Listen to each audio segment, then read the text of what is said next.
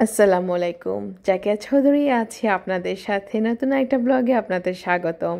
দেখতেই পাচ্ছেন আমরা একটু আউটিংয়ে গিয়েছিলাম। সো আমার বাচ্চারা একটু বায়না ধরেছিল ওরা একটু বাইরে একটু লং ড্রাইভে যাবে।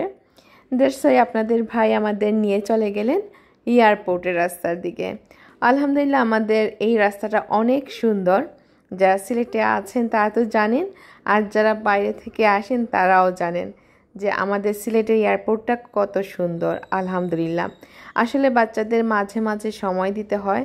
আমি প্রায় চেষ্টা করি বাচ্চাদেরকে সময় দেওয়ার, বাচ্চাদেরকে নিয়ে আউটিংয়ে যাওয়ার।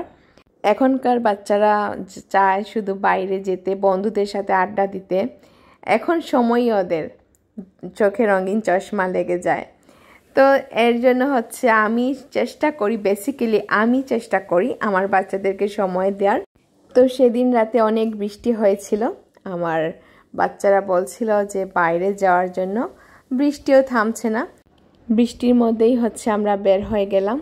তো রাউন্ড দিয়ে এয়ারপোর্টের যে মেন এয়ারপোর্টে এখানে গিয়ে রাউন্ড দিয়ে দেন আমরা চলে আসলাম। দেখতেই পাচ্ছেন আমাদের এয়ারপোর্টটা কত সুন্দর, নিট অ্যান্ড ক্লিন আলহামদুলিল্লাহ। আর বৃষ্টি হওয়ার পর গাছের পাতা মনে হচ্ছে তার সজীবতা ফিরে পেয়েছে। অনেক সুন্দর লাগছিল আলহামদুলিল্লাহ। আসলে প্রাকৃতিক এই দৃশ্যগুলা নিজের চোখে না দেখলে বিশ্বাস করা যায় না। তো এই তো ভালো একটা কোয়ালিটি টাইম স্পেন্ড করলাম আমি আমার বাচ্চাদের সাথে। সো আমিও আশা করব আপনারাও আপনাদের বাচ্চাদেরকে সময় দিবেন। আপনারা যত সময় দিবেন বাচ্চারা ততই বাসার ভিতরে থাকার চেষ্টা করবে, বাইরের দিকে একটু কম যাবে। তো এটা আমি মনে করি প্রতিটা মা বাবারই বাচ্চাদের সময় দেওয়া উচিত। দেন পরের দিন সকালে আমার খুব খেতে ইচ্ছে করেছিল ভুনা খিচুড়ি, কারণ এই কয়েকদিন আমি কিছু খাইনি। আপনারা জানেন আমি অসুস্থ, আমি শুধু সবজির সালাদের উপরে আছি। তো আমি অল্প একটু ভুনা খিচুড়ি নিয়েছি, ডিম ভাজা আর শসা। অনেক দিন পর আমি এই খাবারটা খেয়ে আসলেই ভালো লাগছিল, কিন্তু আবার মনে হচ্ছিল কেন খেলাম, না খেলেই ভালো হতো।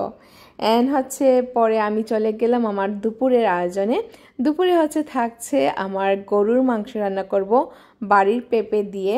অ্যান্ড ডালটা বসিয়ে দিয়েছেন খালা।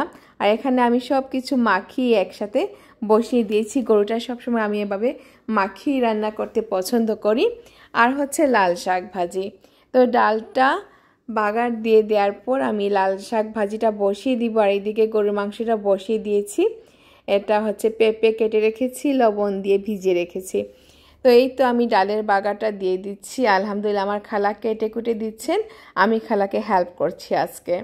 তো এই তো আমার মাংসটা দেখতেই পাচ্ছেন সিদ্ধ হয়ে আসতেছে। দেন আমি পেঁপেটা দিয়ে দিব, আর এই তো ডাল বাগার দিয়ে দিলাম আলহামদুলিল্লাহ।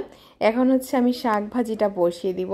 তো প্রতিদিনের মতো ছোট্ট একটা ব্লগ শেয়ার করলাম। যদি ভালো লাগে অবশ্যই আমার পেজের সাথে থাকবেন, অবশ্যই আমাকে কমেন্টে জানাবেন আমার ভিডিওগুলো আপনাদের কেমন লাগে।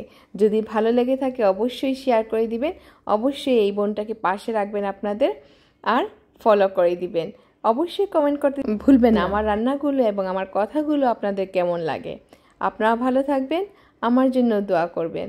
আল্লাহ হাফিজ। আসসালামু আলাইকুম ওয়া রাহমাতুল্লাহি ওয়া বারাকাতুহু। দেখতে থাকুন, বাই, আল্লাহ হাফিজ।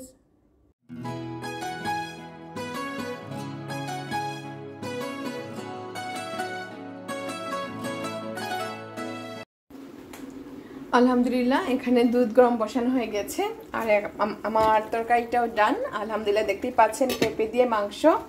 এইদিকে লাল শাক হয়ে গেছে আলহামদুলিল্লাহ।